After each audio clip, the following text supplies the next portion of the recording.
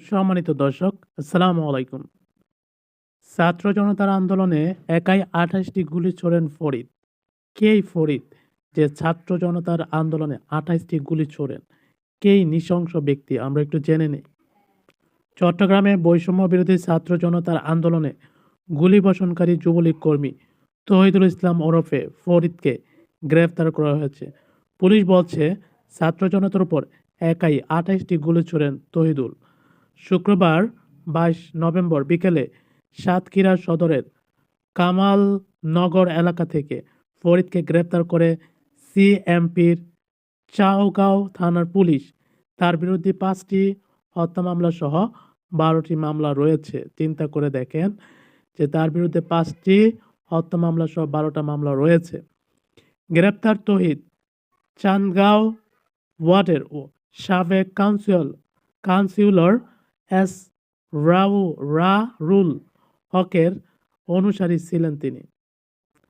শনিবার দুপুরে সিএমপি কমিশনারের কার্যালয়ে সংবাদ সম্মেলনের উপকমিশনার বা ক্রাইম অ্যান্ড অপারেশন মোহাম্মদ রইস উদ্দিন বলেন, গোপন তথ্যের ভিত্তিতে সাতক্ষীরার কামালনগর এলাকা থেকে ফরিদকে গ্রেফতার করা হয়। প্রাথমিক জিজ্ঞাসাবাদে আগ্নেয়াস্ত্র নিয়ে ছাত্র জনতার আন্দোলনে নির্বিচার গুলি করার কথা স্বীকার করেছেন। বৈষম্য বিরোধী ছাত্র জনতার আন্দোলনে ২৮ রাউন্ড গুলি ছুড়েছেন তিনি। তার ব্যবহৃত অস্ত্রটি পাকিস্তানি শুটার গান এবং তার কাছে একাধিক অস্ত্র রয়েছে। তার ব্যবহৃত অস্ত্র ও গুলি উদ্ধার করতে আমাদের অভিযান চলমান আছে। তিনি একজন পেশাদার সন্ত্রাসী ও ছিনতাইকারী। তার বিরুদ্ধে ৫টি হত্যা মামলা সহ ১২টি মামলা রয়েছে। উল্লেখ্য, বৈষম্য বিরোধী আন্দোলনে ১৭ জুলাই থেকে ৪ আগস্ট পর্যন্ত চট্টগ্রামে গুলিতে নিহত হয় ১০ জন, আহত হয় শতাধিক। এই ঘটনায় নিহত ব্যক্তির পরিবার ও স্বজনরা নগরের বিভিন্ন থানা ও আদালতে অন্তত ২৫টি বেশি মামলা দায়ের করেন। চিন্তা করে দেখেন যে একজন ব্যক্তি ছিনতাই এবং সন্ত্রাসী, তিনি চট্টগ্রাম যে কাউন্সিলর ছিল এসরারুল হকের অনুসারী ছিলেন। চিন্তা করেন যে একজন জনপ্রতিনিধি তিনি হয়ে কিভাবে তিনি একজন সন্ত্রাসের সাথে কার্যক্রম করেন। তাকে তো গ্রেফতার করা উচিত ছিল। তার নামে ৫টা হত্যা মামলায় ছিল এবং ১২টা মামলা ছিল। এই ব্যক্তিকে আওয়ামী লীগ সরকারের সময় গ্রেপ্তার করেনি। চট্টগ্রামে যারা প্রশাসনিক দায়িত্ব ছিলেন, চট্টগ্রামে যারা এমপি মন্ত্রীর দায়িত্বে ছিলেন। তাহলে চিন্তা করেন মানুষ কেন তাদের উপরে আস্থা রাখবে? এরপরও যদি বাংলার জনগণ যদি আওয়ামী লীগের মতো এমন একটা দলকে ভোট দেয়, সামনে যদি তারা আবার নির্বাচিত হন, তাহলে মনে রাখবেন আপনাদের অবস্থা কি হবে একমাত্র আল্লাহ জানে। কারণ একবার যখন একটা দলকে একটা দেশ থেকে পদত্যাগ করানো হয়, এটা চারটাখানি কথা না। এটা অনেক বড় একটা আত্মত্যাগ, অনেক বড় একটা আন্দোলন, এটা অনেক বড় একটা আ কি বলে যে ক্ষমতা। তো যেটা ছাত্র জনতা ১৫ বছর পরে সেটা ঘটিয়েছে।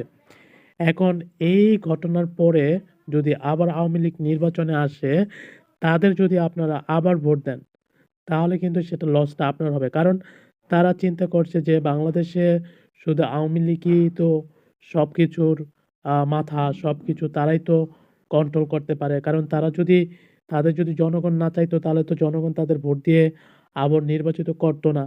তো তারা যখন নির্বাচন হয়ে যাবে তাদের স্বৈরতন্ত্রটা, তাদের টর্চারটা, তাদের আমলাতন্ত্রটা, তাদের রাহাজানি, তাদের ঘুষ, তাদের লুটপাট, এটা আরো ১০ গুণ বেড়ে যাবে। কারণ হচ্ছে ওই যে তারা এটা মনে করবে যে আমাদের ছাড়া তো দেশ চলে না। আমাদের জনগণ চায় আমরা যা ইচ্ছা তাই করতে পারি। সো জনগণ আবার আমাদেরকে চাইবে।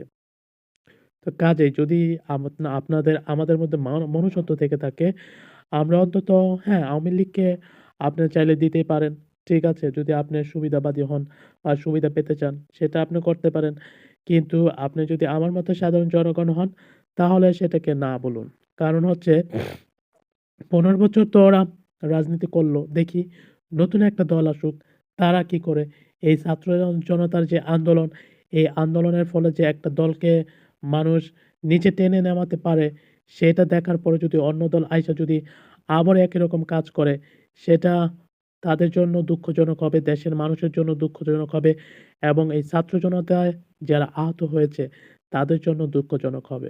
মানে এটা খুবই একটা দুঃখজনক কর্মকাণ্ড হবে। ঠিক আছে? কারণ এতগুলো প্রাণ গেল, এতগুলো মানুষ তাদের আ জীবনের যে গুরুত্বপূর্ণ জিনিস, অঙ্গ-প্রত্যঙ্গ বা শরীর হারাইলো, চোখ হারাইলো কেউ, কেউ পা হারাইলো।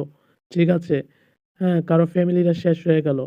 এরপরেও যদি তারা এরকম করে তাহলে কি করার আছে সেটা আমি জানি না। ছাত্র জনতাকে আবার সেই আগের মতো জেগে উঠতে হবে। কারণ হচ্ছে বাংলাদেশে যারা রাজনীতি করে, এই রাজনীতির প্রেক্ষাপটগুলোর মানুষের আ একটাই ইনটেনশনাল নিয়ে আসে তারা রাজনীতিতে যে তারা ক্ষমতা পাবে, তারা টাকা পাবে, তারা বাড়ি পাবে, তারা নারী পাবে, তারা স্বৈরাচারী করতে পারবে, তারা লুট করবে। এইসব মেন্টালিটি নিয়েই বাংলাদেশে 99% মানুষ রাজনীতিতে আসে।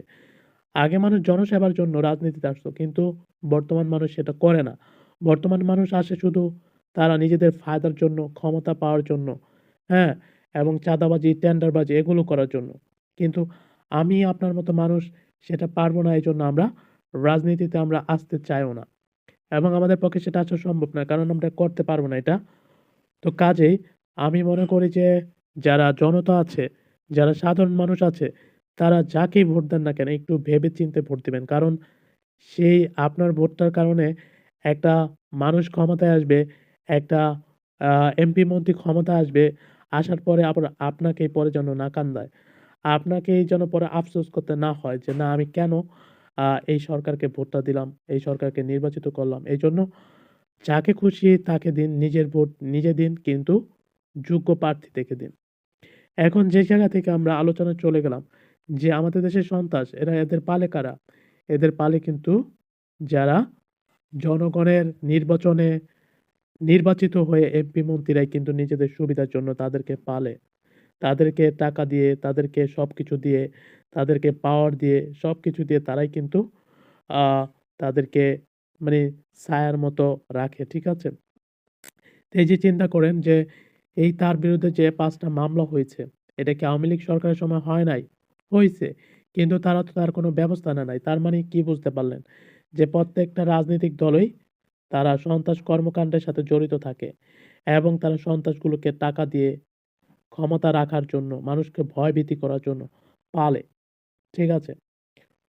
তো এই ব্যাপারে আপনাদের কি মতামত সেটা আমাদের কমেন্ট বক্সে জানিয়ে দিবেন। আজকের ভিডিওটা এই পর্যন্ত। কথা হবে অন্য কোনো ভিডিওতে। ততক্ষণ পর্যন্ত ভালো থাকবেন। আল্লাহ হাফেজ।